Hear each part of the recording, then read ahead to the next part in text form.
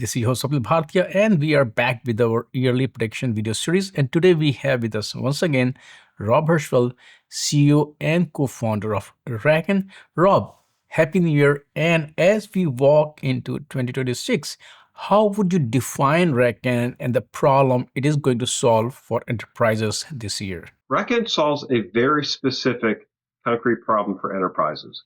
We provide a full bare metal automation platform.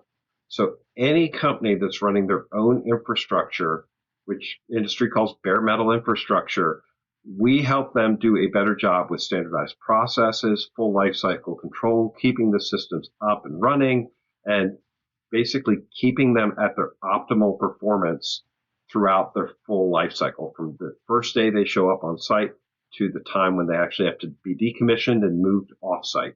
That whole life cycle is RackN's core value proposition. Now it's time for you to grab a crystal ball and share with us what predictions you have for this year. Obviously, year 2026 is the year of AI, but I really don't think enterprises yet know how to make AI the power horse that they all think it can be. And so 2026 is clearly the year where we start seeing the demands of AI translate into real production environments, but that means real production challenges. Companies are going to have to start figuring out what to buy. They're going to have to start figuring out how to run those platforms. They're going to be moving into real production workloads. And that is going to start exposing just how much knowledge we are missing in delivering and running AI infrastructure. Sadly, a lot of companies are still struggling with running something as simple as VMware.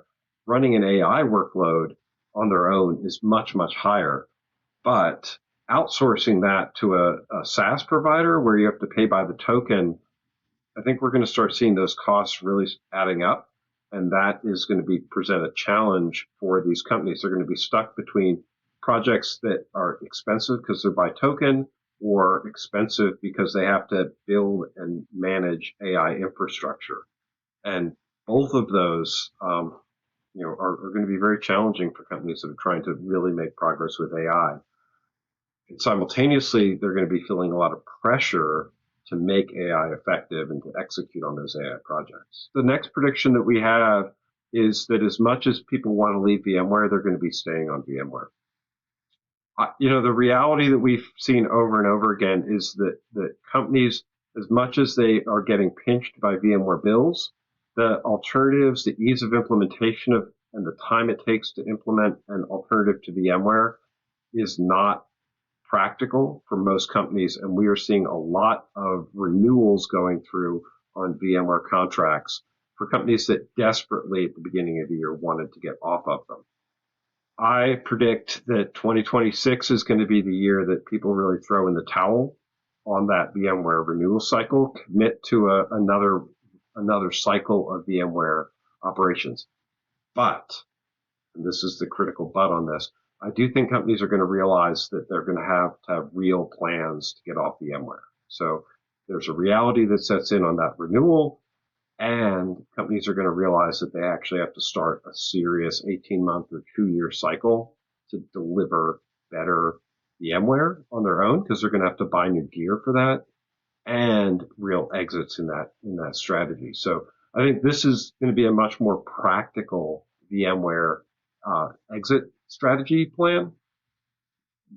Should be still high urgency, but a lot of resignation on how it's going to execute. And between those two things, from our visibility, between having to deliver on virtualization projects and having to figure out how to execute on bare metal AI projects, those are going to keep most companies very, very busy. And I think that they'll see, we had several major outages in cloud this year. We will continue to see outages in cloud, challenges in cloud, cost pieces in cloud. We're not going to see any reduction in prices for cloud. Those struggles are all going to continue to remain high. I think the biggest challenging prediction here is whether or not we have an AI bubble. I don't think the AI bubble, if there is an AI bubble, is going to pop in the 2026 timeframe. But this tight connection between the AI infrastructure makers, the AI startups and the companies, the high valuations, and all of that infrastructure running through the system, basically being funded by investments and banks. I don't think that's going to be sustainable, and there is a coming correction on that. I just don't think it's coming in 2026. I do think, we are in for a year of AI slop.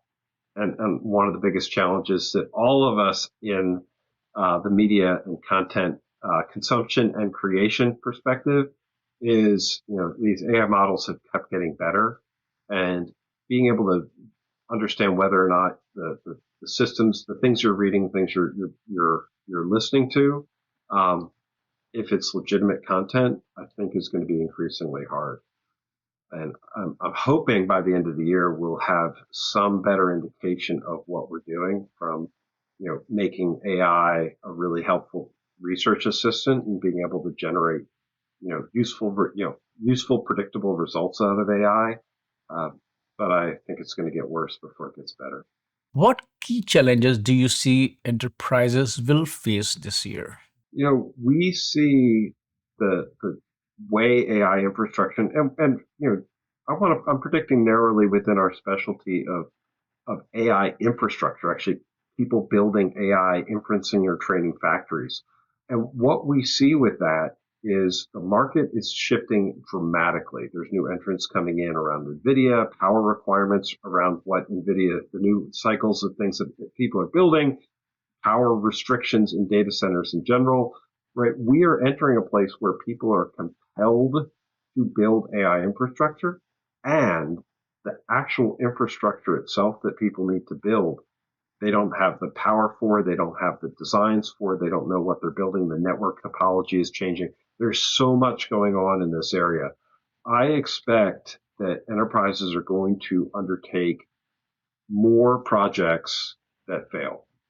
There's going to be a lot of AI false starts. There's going to be a lot of AI equipment. There's a lot of very expensive mistakes with this. And one of the things that I think is the biggest danger, and we see this in a lot of gold rush mentality components, is the people who are successful are not necessarily successful because they're the smartest person in the room. A lot of times they got lucky. They were in the right place. They made good decisions for the wrong reasons, or they made good decisions and got lucky.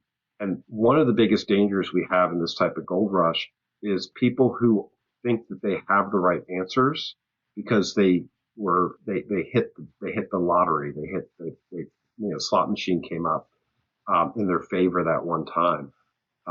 And that is, unfortunately not how sustainable projects, sustainable business models actually get built. You have to have consistent, repeatable results. They have to be based on solid foundations. And, I see a lot of enterprises trying to short circuit that.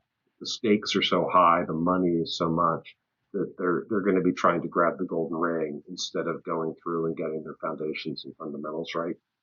And that is going to cost them a lot of money as they try to rush through this. And that unfortunately, we've seen that play out, especially in these tech gold rush things over and over and over again. The ultimate winners are the people who build and maintain solid foundations, who do great process, who accelerate. Sometimes that means it feels like you're starting more slowly than you want to, but when you do that, you end up moving a lot faster. You've trained and conditioned for the race rather than sprinting as fast as you can and then getting winded or injured. What are the key opportunities that you see in 2026 for the whole ecosystem, for industry, and for Raken? There's no doubt that AI is a tremendous benefit that we see coming in market, and we use it very, very deeply within our work to improve how we communicate, analyze things faster, use our time more effectively. And so we see really impressive benefits to being able to, execute on things that had been a lot of toil much, much faster, right? Improve our documentation, be able to do deeper analysis and find bugs faster or help answer customer questions more effectively. To build and communicate ideas into outbound media more quickly. So we see a real benefit in being able to communicate more effectively using AI. The challenge is that takes real work. It definitely helps speed us up. It helps do a better job synthesizing information. It doesn't improve our storytelling. And so what we're able to do and what I really guide our teams to do is focus on our storytelling. Make sure that we are telling compelling stories, that there's a human element. Make those things the things that we're able to focus on, even when we're building something as dry sounding as documentation. When we build that using case studies and bring in real components, real stories, we're able to do that better and more effectively because we're using all these new tools. We're not just using them to pump out slop or regurgitate a whole bunch of information. That scares me. But when we can improve our storytelling and human connection using these tools and free our time to do that, I get very excited about that. That to me is incredibly meaningful. When I can take a story and, amplify a story that has real meaning, real connection, real lessons in it, in a way that's fun and interesting, if I can do that better, where it used to take me a quarter to do that or a month to do that, if I can do that more effectively, then I've actually been able to reach people. I've been able to create a more human connection. And that has me very excited. I think that it's a tremendous opportunity for us to have, better interactions and better communication. I am sometimes nervous that the main people I'm telling stories to are search engines and algorithms. Um, and to me, the goal is always how do we lift above that? How do we talk to people? What are some of the major trends that you see will define your industry, your domain in 2026? And knowing you, let's separate hype from reality. There's so much hype out there. You're right to want to differentiate these pieces.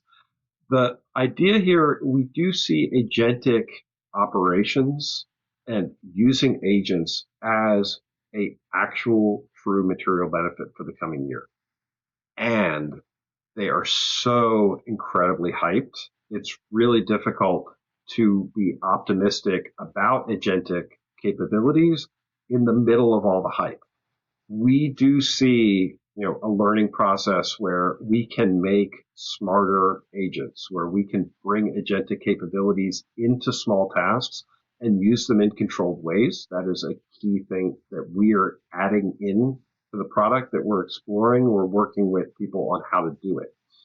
What I don't think is going to happen with agents is I don't think that they are a commercial product on their own. I see them as adjacencies to people's infrastructure. For example, RackN isn't planning to build our own agents into the system. That's not our specialty. In part because it's not our specialty, but even more because we expect our customers to actually want to run their own agents. Those agents are going to have to be trusted. They're going to have to be paid for. They're going to functionally be AI employees, which is incredibly hype sounding. And I think that expecting them to need a desk and a nameplate and, stationary, business cards, I'm not there on an AI agent perspective. But I think that if people look at AI agents as, more autonomous helpers, things that can actually take advantage of some reflection and bring in more context, adding those into the work streams that we're building, especially when, companies build infrastructure to run those agents themselves, those become a really big accelerant in how we think of workflow and service automation, really extending what people do and the type of analysis they can do.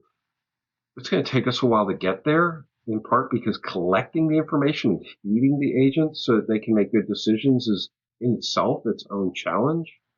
And yet, we are already starting to see some real promise for it. We are already, helping define the ways that our customers are going to use agents to make their infrastructure easier to manage or faster to troubleshoot, do better analytics. Those are very real opportunities in the coming year. And people are, missing something if they're not thinking about agents and how agents are going to change their job and learning how to build them. For people who are all in on agents and thinking agents are going to start, replacing people they have and they should let them go, that's very, very premature. I think just the opposite. I think agents are going to make the employees you have and the situational analysis that they can do even more important, and and add the human element in. Finding that balance is going to be the job for 2026. What is your practical advice for enterprise leaders? How they should navigate without getting overwhelmed with the hype and also without getting distracted with the next shiny object? It's going to sound overly simple. And the idea here is that AI on top of bad process is going to accelerate technical debt, process debt, is going to accelerate mistakes. The simple truth is that if you want to go faster with AI, if you want to go faster with any type of infrastructure, what you actually need to be doing is making sure that the underlying foundational processes that you have are solid. That is the key to making sure that you're getting the most out of these systems. If you're building things quickly on top of unstable, unproven, unreliable processes, then you're only going to accelerate the problems that you're already having. So a lot of times it feels like a step backwards, but you have to clean house. You have to have those strong processes. This is fundamentally what RackN helps customers do, is when we help customers who own and manage their own infrastructure, it's not that we have tools that improve their automation. I mean, we definitely do. The thing that we're bringing to them is consistent, repeatable process, things that work across the industry, that standardize components on how they should work. We literally elevate a customer's data center operations dramatically because of our proven repeatable process capabilities. And then they build on top of that. That makes them much faster. That's the acceleration. It's not just the tools. It's the underlying processes and the capabilities and the quality and consistency that you've built in your organization. And so if you want to go faster with these AI processes, you have to do it from a solid foundation. That's the critical insight that we found over and over again as we've worked across the industry in data center automation and IT operations. I'm really looking forward to getting in on AI factory building. We are seeing some really exciting new technologies emerging out of AI factories, things where we're looking at Ethernet technology displacing InfiniBand. We're looking at a more diverse chip mix, not just AMD and NVIDIA, but also ARM architectures, network topologies that are really interesting, platforms coming in. We're really seeing a lot of Kubernetes coming down to bare metal. All of these integrations are very exciting. They're incredibly complex and they require a lot of expertise. But there's this opportunity that we haven't seen for almost 2 decades because VMware's had such a lock on everything we did in the data center technology space that we actually can look at a true multi-vendor infrastructure and really innovative high performance systems in ways that we haven't looked at in really a whole generation in the IT world. And that's incredibly exciting to me. I'm looking forward to some amazing conversations with leaders in these spaces and helping them dramatically accelerate their time to market in their ultimate solution. Rob, thank you so much for joining me and share these predictions with us. And I look forward to our next discussion. Thank you.